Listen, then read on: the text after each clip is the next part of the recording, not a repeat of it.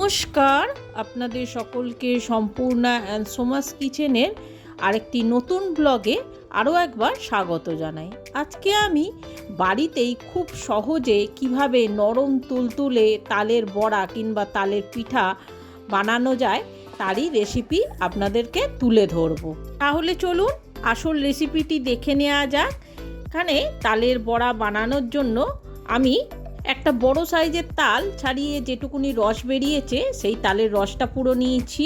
300 গ্রাম চিনি নিয়েছি, 500 গ্রাম ময়দা, ছোটো বাটির 1 বাটি চালের গুঁড়ো, কিছুটা নারকেল কুড়ো, 1 বাটি সুজি আর বেকিং সোডা নিয়েছি।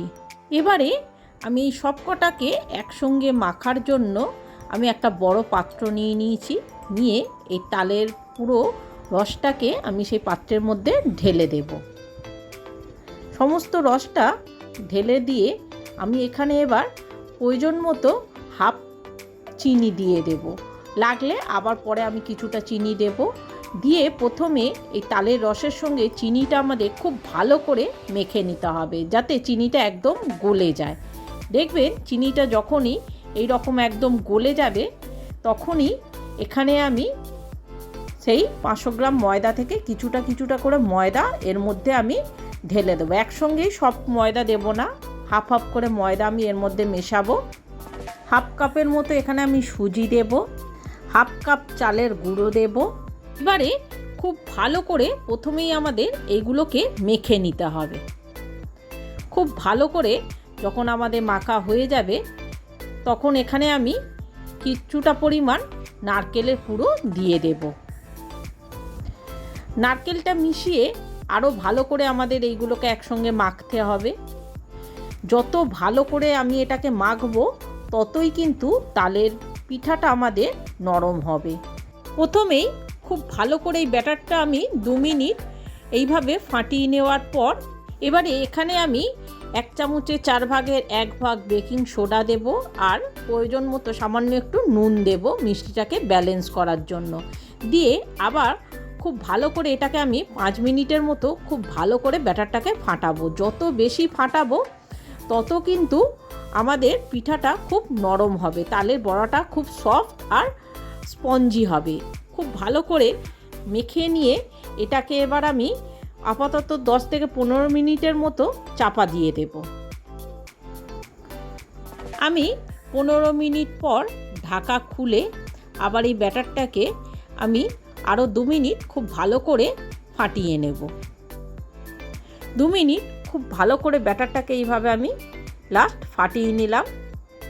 নিয়ে এবার অন্যদিকে এই বড়াগুলো ভাজার জন্য গ্যাসে আমি একটা কড়াই বসিয়ে তাতে পরিমাণ মতো অনেকটাই আমি রিফাইন্ড তেল দিয়ে দিলাম।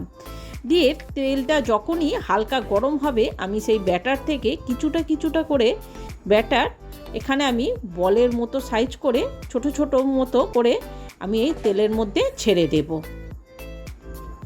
সমস্ত বড়াগুলো আমাদের এই তেলের মধ্যে ছাড়া হয়ে গেলে আর যখনই দেখবেন বড়াগুলো তেলের মধ্যে ভেসে উঠেছে এই রকম, তখনই আমি একটা খুন্তির সাহায্যে এগুলোকে একটু উল্টে পাল্টে দেব।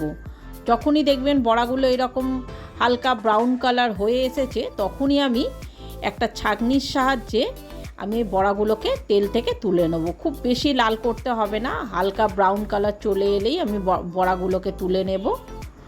খুব ভালো করে আমরা তেল থেকে ছেঁকে বড়াগুলোকে তুলে নিলাম। নিয়ে এবার ওই তেলের মধ্যেই আবার বাকি বড়াগুলোকে আমি ছেড়ে দেব।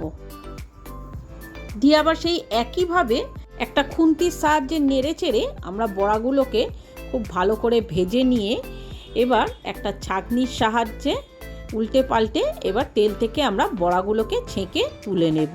তো বন্ধুরা, আপনাদের যদি আমার এই রান্নাটি ভালো লেগে থাকে তাহলে অবশ্যই আমার চ্যানেলটি সাবস্ক্রাইব করে একটা লাইক দিয়ে আমার পাশে থাকবেন। আর আমাকে কমেন্ট করে অবশ্যই জানাবেন আমার এই রান্নাটি আপনাদের কেমন লেগেছে। আর নিজের বন্ধু বান্ধব বা ফ্যামিলির মধ্যে আমার এই ভিডিওটা অবশ্যই একটু শেয়ার করে দেবেন। তাহলে এইভাবে আমি সমস্ত বড়াগুলোকে আমি ভেজে এইভাবে তুলে নেব। বাকি সমস্ত বড়া আমার ভেজে এইভাবে তোলা হয়ে গেলে তেল থেকে তাহলে দেখতেই পাচ্ছেন আমার সমস্ত বড়াগুলো ভাজা হয়ে গেছে বা তালের পিঠা আমার রেডি করা হয়ে গেছে।